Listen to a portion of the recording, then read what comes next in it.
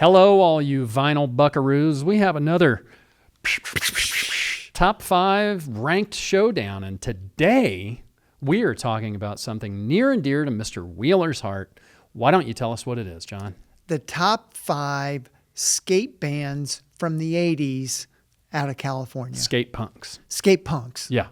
And it's kind of a blind spot for me, so take it away, Mr. Wheeler. Actually, first, we want you guys to do a few things for us, and those things are comment, subscribe, share, and I did those out of order, so I can't remember the last one. What's the last one? Subscribe. Subscribe, share, comment, and something else. All the stuff. You can do the subscribing there, and then below that, there's a link to Fourth Wall where you can get special behind-the-scenes stuff and merch that you can't get anywhere else. Now, Mr. Wheeler, please share with us your skate punk knowledge. In the 80s, skate punk changed everything. I mean, in California, there was a lot going on with music. Mm-hmm. And I mean, the punk scene was kind of an epicenter. I mean, out of the punk scene, a lot of metal bands formed. Mm-hmm. It was just, that's where it was at. Yeah, yeah. And I never delved into punk that much. I mean, I always loved the Ramones. And then the Sex Pistols kind of got glimpses of them through other bands. The Clash kind of felt like a punk band to me. But I never got into those sub-genres with it like you did. Well, I think for skaters, the fast-paced music of punk really, that was something, it went with skateboarding. Yeah. And I mean, Thrasher magazine would do these videos and they'd use punk bands. Yeah. Because there was a ton of them. Yeah, that totally made sense. And you know, that kind of went along with the BMX. The BMXing and the skateboarding were kind of the same thing. And a lot of music came from both of those activities. And most of these guys were skating before they were rocking. Yeah, yeah. That's cool. So who would you say is your number 5 skate punk band of the 80s? I'll take this one. Number 5, TSOL, True Sounds of Liberty. Yep. And I think they were in Indy last year, maybe. And they're really? more, with maybe Suicidal Tendencies. Oh, cool. Because TSOL is now kind of more of a thrash metal band. Mm-hmm. And that's kind of a center point for a lot of these bands. Yeah. I mean, they were punk and then they became thrash metal. It's kind of just the natural progression for these bands. Yeah, and some of them probably went the other way too. But yeah, thrash has thrived, certainly, since the 80s. I mean, you know, the biggest band in the world right now is Metallica, and they started out as a thrash band. And, you know, it's definitely an underappreciated genre for sure. Yeah, and the lead singer, Jack Grissom, he just has this deep, brooding vocal that really sucks you in. That's cool. I love the colors on this. And then, you know, you got action shot on the back. Love it. I have never heard of these guys. I think you'd like them. Okay. Yeah, I think you'd dig them. I'll have to check them out. So TSOL, True Sounds of Liberty, not totally S out of luck, as Jacob hypothesized, is number 5. Who is in the number 4 spot? Number 4 spot, our good old friends, the Circle Jerks. And this is a pretty interesting album cover. It is. It's one of my favorites. Yeah. You got the symbols in the urinal. The golden shower of hits.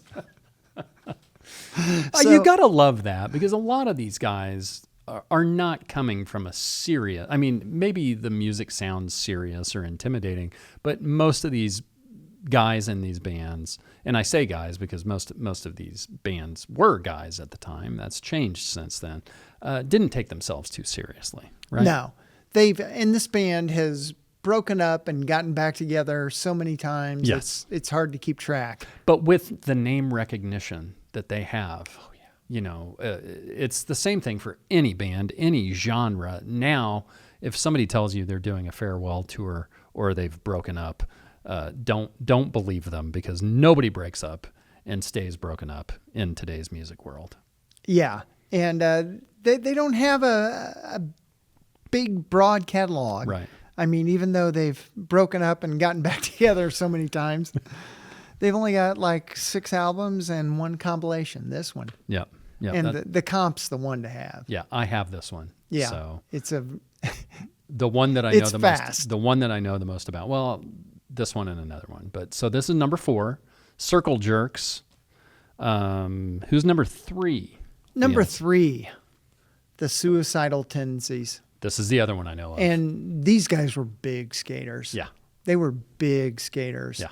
And I mean, when the song Institutionalized came out, it was just something everybody had to have. Yeah, and really got picked up big time on MTV. Which is crazy, right? Mom, I just want a Pepsi. I want a Pepsi too. I always do. No, these guys, I know about these guys, and yes, they've kind of become less punk, more thrash. Yep. Also, Robert Trujillo from Metallica was in Suicidal. Well, and that's another thing. The metal scene was taking off in Southern California, so these bands were all playing together. Cross-pollinating. Yes. Members moving from one to the other, sharing ideas. Yeah, there was with all these bands, there's a lot of member overlap, and they're joining other bands, other genres, but it's pretty much thrash metal and skate punk. Yep. Okay, so Suicidal Tendencies, number 3. That brings us to number 2. Number 2, another acronym, JFA, Jodie Foster's Army. They like their acronyms. And look, even on the cover of this, these guys are in a drainage ditch, and they have their skateboards. Mm-hmm. Yep. I mean, they're skaters through and through. Yeah. I was never good at skateboarding. Did you ever? I wasn't great at it. I was better at surfing than skateboarding. Yeah. And they were kind of one and the same. Yeah. I was always so afraid to hurt myself. So I never really, same thing with the BMX biking stuff. I had a buddy that had a quarter pipe, and he could like do all the stuff on it. And I'm like, yeah, that looks fun. I don't think I'd survive it. So Jodie Foster's Army, I actually have one of their releases too. Yeah. And Bam Bam on drums. Of course. Yeah. Of course. I do like the minimalist. It's a very cover. and this album is kind of valuable. Mm-hmm. It's like a $100 album. Yeah. We should do a show on $100 albums. That's a good idea. Yeah. I mean, these were on independent labels at the Yeah, time. they were not big labels. I didn't even see what this was on. I'm not going to be able to read that unless I really I zoom can't into read it. It is Let's Placebo Records. Placebo Records. Yes. The big, broad Placebo. And they were actually from Phoenix. Interesting. But they moved to California. Okay, cool. So, Jodie Foster's Army, number 2, and that brings us to... Number 1, Black Flag. Absolutely. Black Flag. And, Henry Rollins is intertwined with this band, but he was not the original lead singer. Mm-mm. He's not the founder. He was in the band from 81 to 86. And he was not the last singer either. No, he was not the last singer. This is another band. A lot of these bands are still touring. Mm-hmm. They'll get back together. They don't care what members they have. Well, it's interesting because we've gotten to a point where, and it's not, I wouldn't even call it nostalgia. Like the bands, for the hard rock bands from the 80s, they're all doing pretty well.